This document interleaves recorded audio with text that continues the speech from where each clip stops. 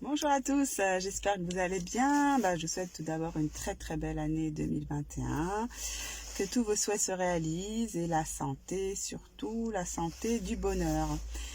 Alors, dans cette vidéo, je vais vous parler d'une chose qui m'arrive souvent, c'est-à-dire que je reçois beaucoup d'appels ou alors DMP de personnes souhaitant monter leur agence d'aide à domicile et ils me demandent des conseils. Donc, je leur réponds en toute transparence que c'est pas facile, hein, c'est très dur d'être chef d'entreprise.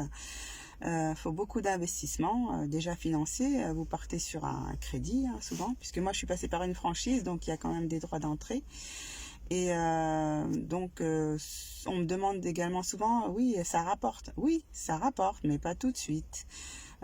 Faut créer, comment dire, il faut avoir votre clientèle, faut vous faire connaître. C'est un marché où le bouche à oreille fonctionne beaucoup.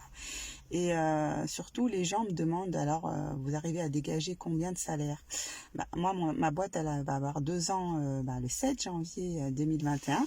Pour l'instant, je ne me verse pas de salaire. J'ai fait une rupture conventionnelle, donc je profite du Pôle emploi et de mes indemnités Pôle emploi. Et dès que mes indemnités seront terminées, je commencerai à me verser un salaire. Mais vraiment, ce que je tiens à dire à tous ceux qui veulent monter leur entreprise, c'est de faire une rupture conventionnelle.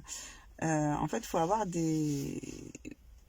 les indemnités Pôle emploi. Faut pas compter vous donner un salaire tout de suite, parce que les 2 premières années, c'est là où il faut vraiment faire beaucoup de chiffres. Donc c'est un peu dommage d'avoir un salaire tout de suite.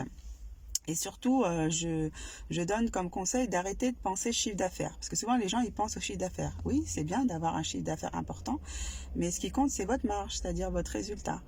Parce que chiffre d'affaires, ok. Donc déjà, il faut enlever la TVA. Après, il y a le coût salarial. Donc ça, c'est quand même un budget non négligeable. Il y a l'URSSAF, après, voilà. Et ensuite, il y a toutes vos charges fixes. Et quand vous avez enlevé tout ça, il vous reste un résultat. Et c'est vraiment ça qui est important pour la pérennité de votre entreprise. Et surtout, je leur dis que c'est beaucoup, beaucoup d'investissement, beaucoup de temps passé. Faut pas penser que vous aurez vos week-ends pour vous. Non, là, quand vous êtes chef d'entreprise, vous pouvez être dérangé les week-ends, surtout dans l'aide à domicile, s'il y a des personnes malades. Faut gérer dans l'urgence également tout ce qui est sortie d'hospitalisation. Donc, faut être vraiment une personne persévérante, très travailleuse, consciencieuse. Il faut être organisé. Et vu que c'est un secteur quand même où on est face à des personnes dépendantes, faut avoir beaucoup d'empathie, faut être à l'écoute. Voilà. Si vous voulez faire ce métier juste pour faire de l'argent, je vous dis, passez votre chemin, changez de secteur. Au revoir, bonne journée.